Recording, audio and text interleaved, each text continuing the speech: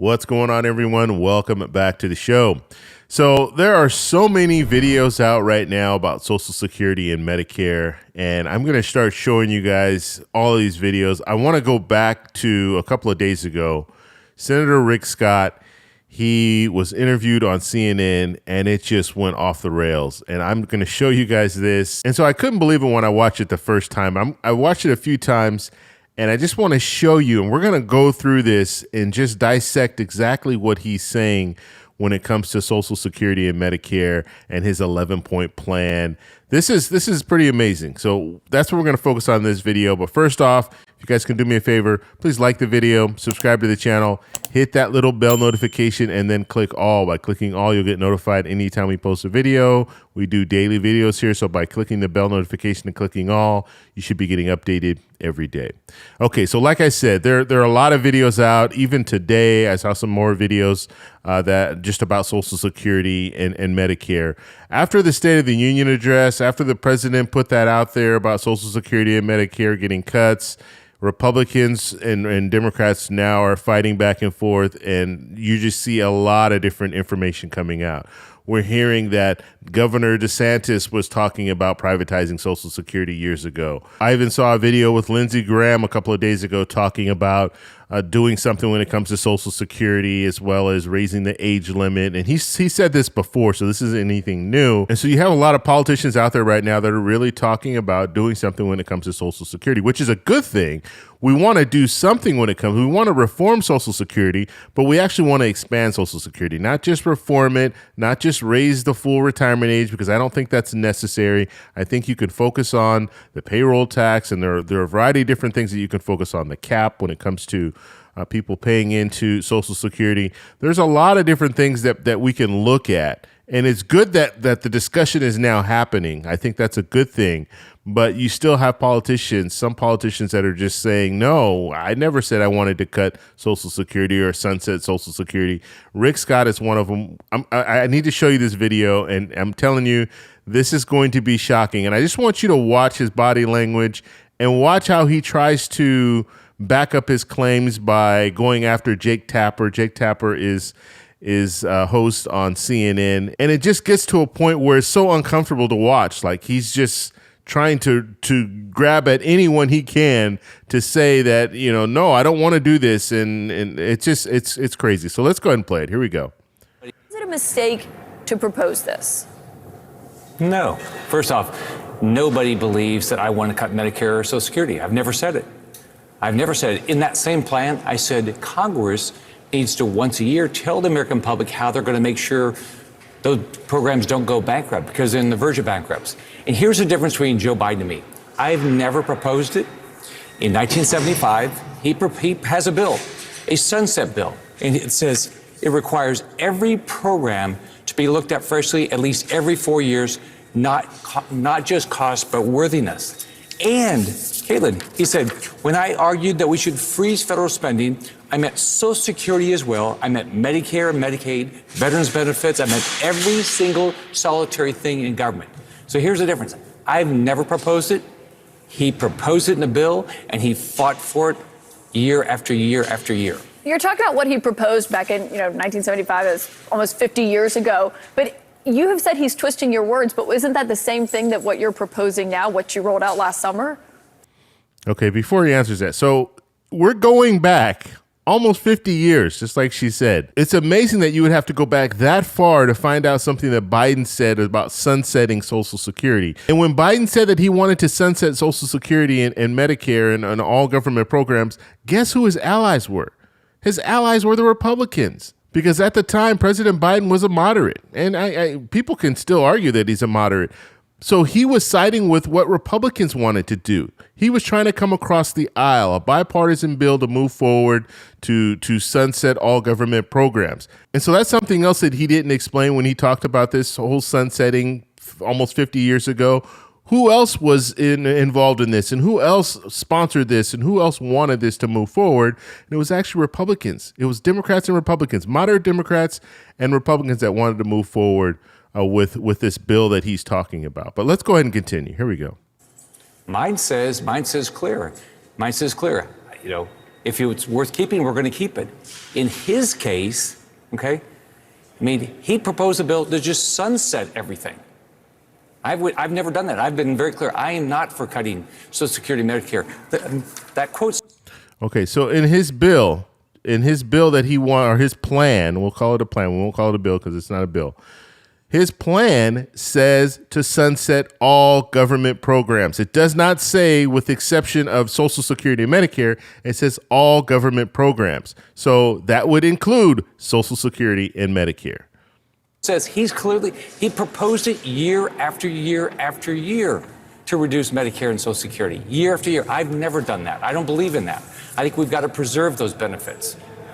You say he's twisting your words, but he said, quote, some Republicans want Social Security and Medicare to sunset. You wrote, I suggest the following. All federal legislation sunsets in 5 years. If a law is worth keeping, Congress can pass it again. You are a Republican. Medicare and Social Security are federal legislation. And you said if it's worth keeping, Congress can pass it again. But no one, I don't think, has confidence that if something comes up for a vote every 5 years, that Congress is going to be able to make sure it stays, especially something that vitally important to so many. Kayla, I've been clear. I'm not going to do it. In contrast, let's remember, just a few months ago, all Democrats voted and Joe Biden signed a bill to cut $280 billion out of Medicare. $280 billion Here we go again. cut out of Medicare. That's not true, Senator. We talked about this the other day when you were on the program, what it passed in the Inflation Reduction Act, reducing drug spending, is not cutting benefits to Medicare. So, and this is something, I've been talking about this for months, and I said this back at probably, I think it was maybe August or September of last year when Senator Rick Scott was talking about this would be a cut to Medicare when it comes to prescription medication. And I continue to tell, every time I hear him say this, I let you guys know, look, he's lying to you. He's not telling you the truth. This is not a cut. And she's going to go more into this, and so we'll just let it play. But it really bothers me that Senator Scott continues to say the same thing, even though he gets called on it almost every time. And he continues to say it. It's just amazing to me. I don't understand how, if you're in a situation where you know that you're saying something that's not true and you get called on it time and time again, and you just continue to say the same thing. It's just amazing to me. So let's continue. She's going to call him on it. I think she does a really good job of laying it out. And this is where he goes to the whole Jake Tapper thing, who's on, a host on CNN. And it's almost comical because it's like, what? What does Tapper have to do with politicians and cuts? I mean, it's just amazing to me. Here we go. Okay, Caitlin, let me just read you something Jake Tapper said. This is back when Republicans were proposing reducing the cost of Medicaid. He said, Jake Tapper said, I know the Trump administration is excited that Medicaid will go back to the states where they have more control and can experiment and be more efficient. But without question, $880 billion is a cut. So is it a cut when Republicans do it, but not a cut when Democrats propose savings? But what you're referencing, Senator, I looked into this because we talked about it the other day. And even the senior VP for AARP's government affairs said this has been fact-checked repeatedly and shown to be a lie. In fact, this bill saves Medicare nearly $300 billion by lowering the price of drugs. Only drug companies would say that saving people money is a bad thing. But what about what Jake Tapper said? But what about what Jake Tapper said? This is amazing to me. I can't even believe that this is this is his defense. Like, his argument is, well, Jake Tapper, host on CNN, said this, so why can't I say it too? Well, you're a politician. You've been elected by the people to represent the people. Jake Tapper doesn't have that same status, and he is not moving bills through Congress. So you're a little more important than him when it comes to Social Security and Medicare. Jake Tapper doesn't have the ability to cut programs and things like that. It's just amazing. And just watch how he kind of just keeps on with this Jake Tapper thing. And she just kind of gets to a point where it's like, what are you talking about? This is crazy.